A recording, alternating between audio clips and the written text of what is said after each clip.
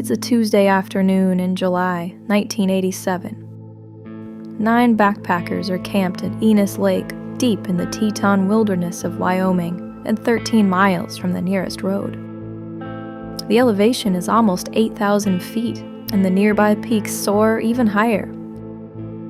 Tall mountains cause orographic lifting. In other words, a terrain-induced updraft.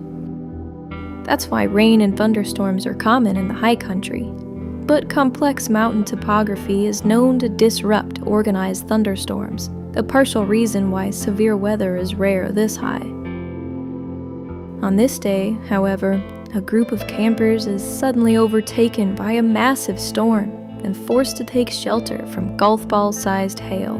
But while they're hiding, they note a sound like a passing train. Eventually the storm passes, and the campers carry on with their backpacking adventure, unaware that they've been sideswiped by a monster. Within days, the Forest Service discovers a massive blowdown, and they're forced to clear at least 15 miles of trails to free at least a dozen trapped backpackers. News of this blowdown piques the interest of Ted Fujita. Yeah, that Ted Fujita, who quickly arranges an aerial survey. After extensive mapping, he determines that the blowdown was caused not by some relatively normal downdraft event, but by a giant tornado. A tornado that would eventually prove that violent tornadoes can happen literally anywhere, even in the highest mountains.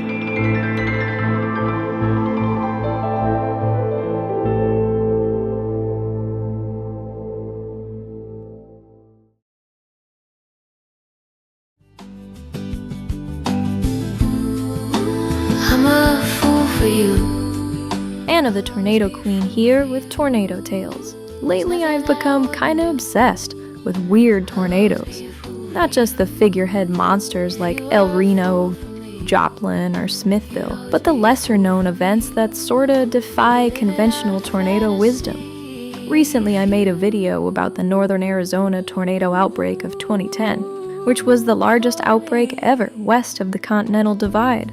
This video is along those lines, so sit back, check the Cape value, and hang on! I'm dying, won't you give me more?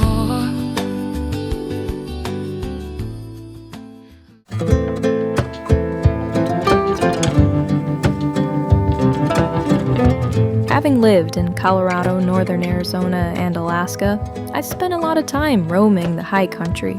I've climbed over 30 peaks higher than 14,000 feet. In all that time, I've encountered some pretty bad weather. A mountain thunderstorm when you are literally the highest thing for miles with no possible shelter is pretty terrifying. But one thing I never thought to worry about was tornadoes. It turns out that was a bit naive. Though rare, very high altitude tornadoes can and do form.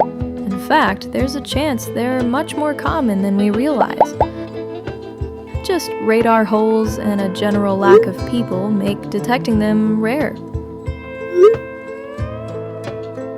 I've huddled in tents, relying on the meager shelter of a tiny veil of the fabric to shield me from high-altitude thunderstorms.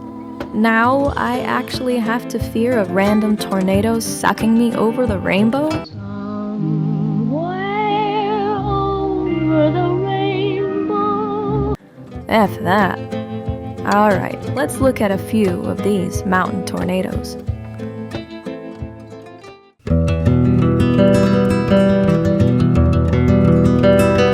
On July 20th, 2023, the Storm Prediction Center issued a bimodal enhanced risk of severe weather, with the western modes centered over the Colorado-Kansas border. This included a 2% chance for tornadoes.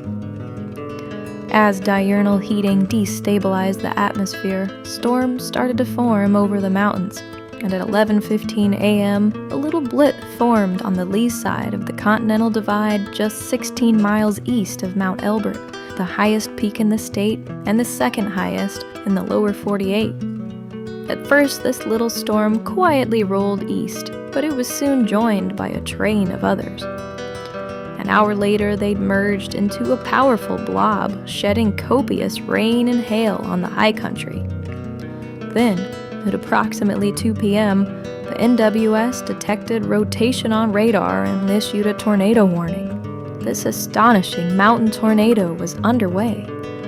It's shocking and a bit disappointing that despite the popularity of this area, no video or photos of this tornado exist. However, it's clear from the damage path what happened next. As the tornado swirled along the northern face of Pikes Peak, it began tearing up poplar trees in a distinctly circular pattern, like only a tornado can. It crossed the Pikes Peak Highway, which traverses all the way to the summit of the 14,187-foot mountain, pancaking a swath of trees. It barreled east over the Crystal Creek Reservoir, where it was briefly a waterspout, then continued to shred trees on the opposite side. They crossed the Pikes Peak Highway 2 more times, flattening more trees, before eventually lifting after being on the ground for a little more than 2 miles. This was not a major tornado by any means, but having occurred over 9,000 feet, it's fascinating. Ultimately, it was rated EF1, and best of all, no one was hurt.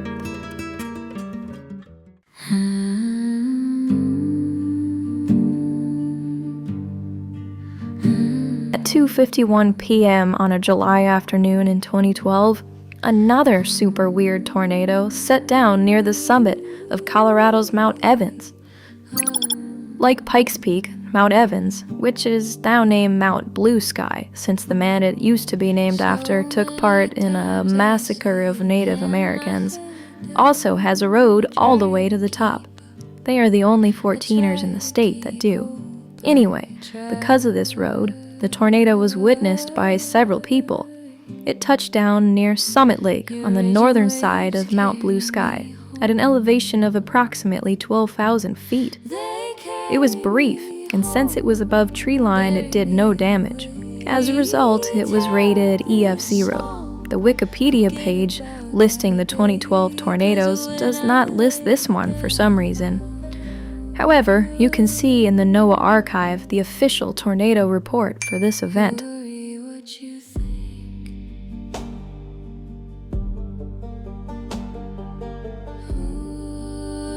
On July 7, 2004, a backpacker named Scott Newton snapped this picture of the highest tornado ever recorded. This was taken near Rockwell Pass in California, near the border of Sequoia and Kings Canyon National Parks. Using Newton's photos and observations, corroborated with other hikers who also witnessed it, the tornado was determined to have made ground contact at an elevation of approximately 12,250 feet. This area is well above treeline, so there's literally nothing for a tornado to damage to determine its EF rating. Therefore, by default, it's an EF0. From photos, however, it definitely has the appearance of a strong storm. I certainly would not have wanted to be in its path. Due to the remote location, there's very little radar or sounding data to analyze, but a 2014 paper estimated the mixed layer CAPE to be about 500 joules per kilogram. The inferred SKU-T and photographs certainly demonstrate adequate thermodynamic and kinematic conditions for a tornado.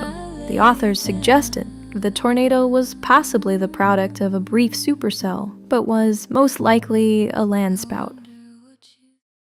You're old enough to know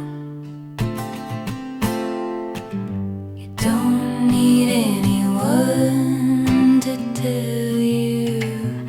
Okay, back to Enos Lake and that monster tornado we started with.